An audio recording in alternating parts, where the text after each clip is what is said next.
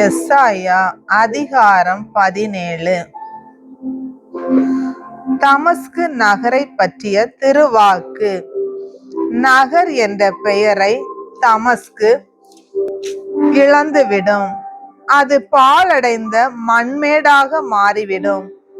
அதன் அருகிலுள்ள நகரங்கள் பாழடைந்து ஆடு மாடுகள் திரியும் இடமாகும். அவை அங்கே படுத்து கிடக்கும். அவற்றை அச்சுறுத்த எவருமே இரார். எப்ராயிம் நாட்டின் அரண் தரைமட்டமாகும்.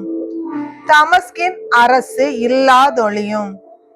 இஸ்ரேல் மக்களின் மேன்மைக்கு நேர்ந்தது சிரியாவில் எஞ்சியிருப்போரின் நிலைமையாகும் என்கிறார் படைகளின் ஆண்டவர்.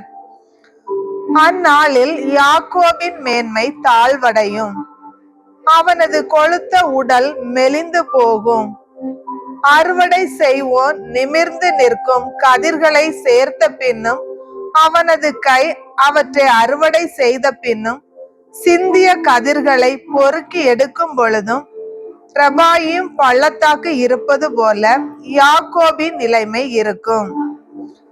ஒலிவ மரத்தை உலுக்கும் போது அதன் உச்சி கிளை நுனியில் 2-3 காய்களும் பழமிருக்கும் கிளைகளில் 4-5 பழங்களும் விடப்பட்டிருப்பது போல் அவர்களிடையேயும் பின்னால் பறிக்கப்படுவதற்கென சிலர் விடப்பட்டிருப்பர் என்கிறார் இஸ்ரேலின் கடவுளாகிய ஆண்டவர்.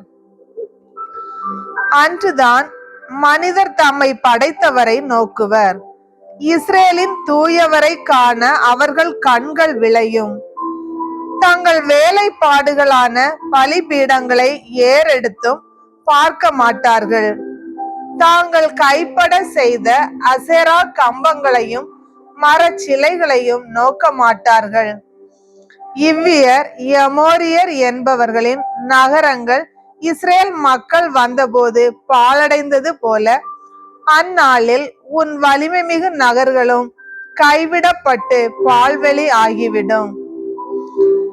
இஸ்ரேலே, உனக்கு விடுதலை அளித்த கடவுளை நீ மறந்து விட்டாய். உன் அடைக்கலமான கற்பாறையை நீ நினைவு கூறவில்லை.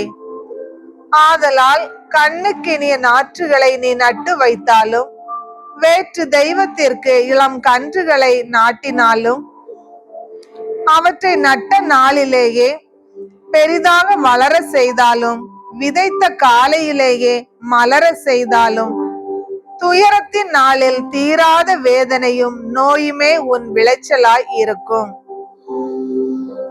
ஐயோ, மக்களினங்கள் பலவற்றின் ஆரவாரம் கேட்கிறது. கடல் கொந்தளிப்பது போல் அவர்கள் கொந்தளிக்கிறார்கள். இதோ மக்கள் கூட்டத்தின் கர்ச்சனை குரல் கேட்கிறது. வெள்ளப்பெருக்கின் இரைச்சலை போல் அவர்கள் முழங்குகிறார்கள். பெரு வெள்ளம் போல் மக்கள் கூட்டத்தினர் கர்ச்சிக்கிறார்கள்.